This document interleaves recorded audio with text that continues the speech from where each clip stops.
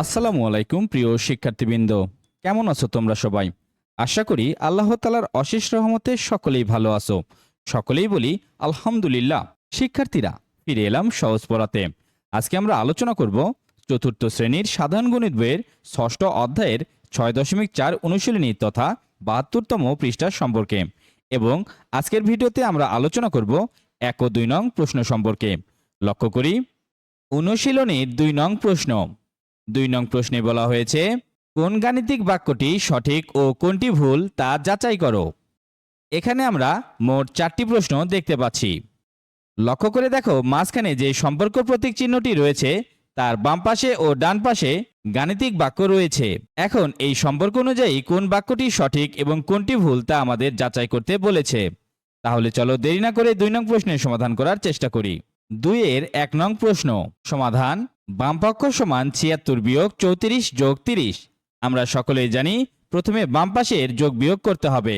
6 থেকে 4 বিয়োগ করলে 2, এরপর 7 থেকে 3 বিয়োগ করলে 4, তাহলে 76 বিয়োগ 34 সমান 42। এরপরে যোগ 30 যা আছে তাই থাকবে। এখন আমরা 42 এর সঙ্গে 30 যোগ করি। 2 এর সঙ্গে 0 যোগ করলে 2, তারপর 4 এর সঙ্গে 3 যোগ করলে 7, তাহলে বামপক্ষের সমাধান 72। এরপর ডানপক্ষ সমান 76 বিয়োগ প্রথম বন্ধনী শুরু 34 বিয়োগ 30 প্রথম বন্ধনী শেষ। আমরা সকলে জানি প্রথমে বন্ধনীর কাজ করতে হয়, তাহলে আমরা সমান দিয়ে 76 বিয়োগ পর্যন্ত তুলে নিব। এখন আমরা 34 থেকে 30 বিয়োগ করি। 4 থেকে 0 বিয়োগ করলে 4, এরপর 3 থেকে 3 বিয়োগ করলে 0। বামে শূন্যের দাম না থাকায় আমরা বামে শূন্য লিখিনি। এখন আমরা 76 থেকে 4 বিয়োগ করি। 6 থেকে 4 বিয়োগ করলে 2, এরপর 7 যা আছে তাই থাকবে, তাহলে হবে 72। বাম পক্ষ এবং ডান পক্ষের উভয় পক্ষের মান 72 হওয়ার কারণে এদের মাঝখানে সমান চিহ্ন বসবে, যা 2 এর 1 নং প্রশ্নের মাঝখানে সমান চিহ্নই রয়েছে। তাহলে বাম পক্ষ সমান ডান পক্ষ, অতএব গাণিতিক বাক্যটি সঠিক। উত্তর সঠিক। এ ছিল 2 এর 1 নং প্রশ্নের সমাধান। এরপর 2 এর 2 নং প্রশ্ন সমাধান। বাম পক্ষ সমান 200 বিয়োগ 25 গুণন 4। আমরা সকলেই জানি গাণিতিক বাক্যে বিয়োগ এবং গুণনের মধ্যে প্রথমে গুণনের কাজ, তাই আমরা 200 বিয়োগ পর্যন্ত তুলে নিব। এখন আমরা 25কে 4 দিয়ে গুণন করি। 25কে 4 দিয়ে গুণন করলে আমরা পাই 100। এখন 200 থেকে 100 বিয়োগ করি। 0 থেকে 0 বিয়োগ করলে 0, আবার 0 থেকে 0 বিয়োগ করলে 0, তারপর 2 থেকে 1 বিয়োগ করলে 1, অর্থাৎ 100। তাহলে বামপক্ষের সমাধান পেয়েছি 100। এখন ডানপক্ষ সমান 200 বিয়োগ 25 গুণন 4, যেখানে 200 বিয়োগ 25 প্রথম বন্ধনীর মধ্যে রয়েছে। আমরা সকলেই জানি গাণিতিক বাক্যে প্রথমে বন্ধনীর কাজ, তাহলে 200 থেকে 25 বিয়োগ করে নেই। 0 থেকে 5 বিয়োগ করা সম্ভব নয়, এই জন্য আমরা 0কে 10 ধরে নিব। 10 থেকে 5 বিয়োগ করলে 5, হাতে থাকে 1, সেই 1 আমরা যোগ করব 2 এর সঙ্গে। 2 এর সঙ্গে 1 যোগ করলে 3। পুনরায় 0 থেকে 3 বিয়োগ করা সম্ভব নয়, তাই 0কে পুনরায় 10 ধরে নিব। 10 থেকে 3 বিয়োগ করলে 7, হাতে থাকে 1, সেই 1 যোগ করার মতো আর কোনো অঙ্ক অবশিষ্ট নেই, তাহলে আমরা সরাসরি 2 থেকে 1 বিয়োগ করি।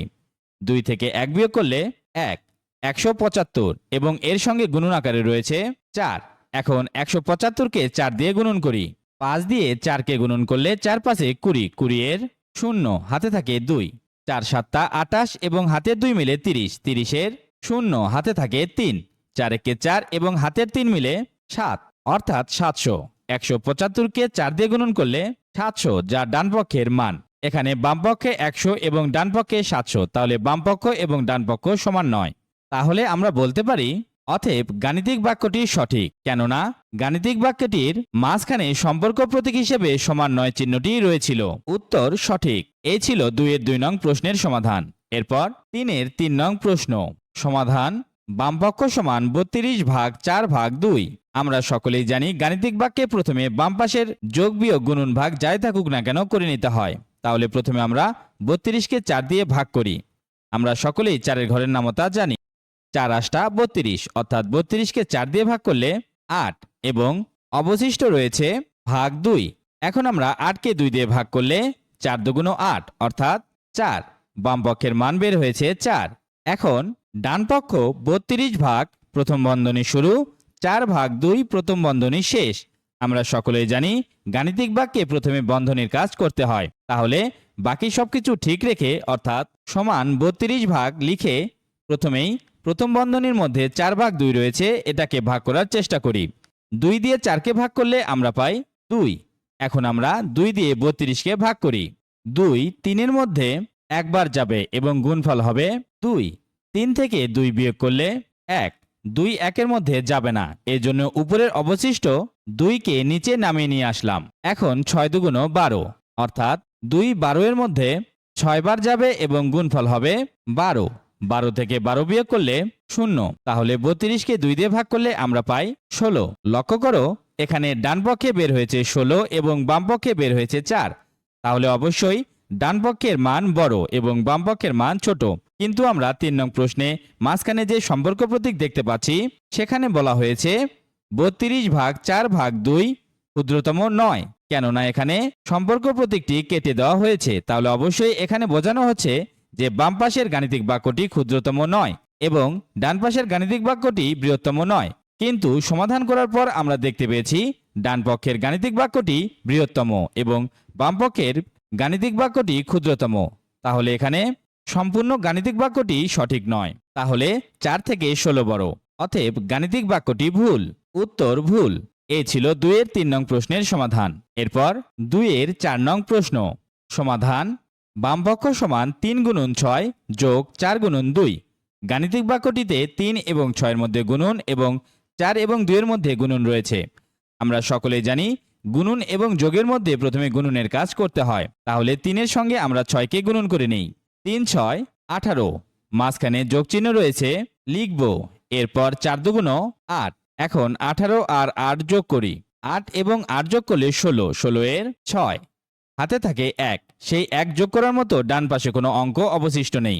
তাহলে 1কে আমরা সরাসরি বাম পাশের 1-এর সঙ্গে যোগ করব। 1 এবং 1 যোগ করলে 2। তাহলে বাম পক্ষের সমাধান হচ্ছে 26। এখন ডান পক্ষ সমান 3 গুণন প্রথম বন্ধনী শুরু 6 যোগ 4 প্রথম বন্ধনী শেষ গুণন 2। আমরা সকলেই জানি প্রথমে বন্ধনীর কাজ করতে হয়। তাহলে সমান 3 গুণন 6 এবং 4 যোগ করলে 10। তারপরে রয়েছে গুণন 2। আমরা সকলেই জানি প্রথমে বাম পাশের সংখ্যাগুলোকে গুণন করতে হবে। তাহলে 3 10 30 এবং গুণন 2, 30 গুণন 2। এখন সহজ পদ্ধতিতে গুণনের নিয়ম অনুযায়ী আমরা জানি ডান পাশের শূন্যগুলোকে বাদ রেখে প্রথমে সার্থক অঙ্কগুলো গুণন করে নিই এবং পরে সেই শূন্যগুলো বসিয়ে দিলেই হয়ে যাবে। তাহলে সমান 3 দুগুণ 6 এবং 30-এর 3-এর পর ডান পাশে একটি শূন্য ছিল, আমরা সেই শূন্যটি বসিয়ে দিব। তাহলে হবে 30 দুগুণ 60। এখন লক্ষ্য করো, বাম পক্ষের সমাধান 26 এবং ডান পক্ষের সমাধান 60। এরা দুইজন কখনোই সমান নয়। কিন্তু প্রশ্নে যে গাণিতিক বাক্যটি দেওয়া ছিল সেখানে মাঝখানে সম্পর্ক প্রতীকটি সমান চিহ্ন। তাহলে আমরা বুঝতে পারছি 26 ও 60 সমান নয়। অতএব গাণিতিক বাক্যটি ভুল। উত্তর ভুল। এই ছিল আমাদের 2-এর 4 নং প্রশ্নের সমাধান। আশা করি তোমরা 2-এর 4টি প্রশ্নের সমাধান বিস্তারিত ভালোভাবে বুঝতে পেরেছো। ভিডিওটি কেমন লাগলো অবশ্যই লাইক ও কমেন্টের মাধ্যমে জানাতে ভুলবে না। আজকে এ পর্যন্তই, দেখা হবে পরবর্তী ক্লাসে। ততক্ষণ পর্যন্ত সুস্থ থাকবে, ভালো থাকবে এবং সহজ পড়ার সঙ্গে থাকবে। আল্লাহ হাফেজ।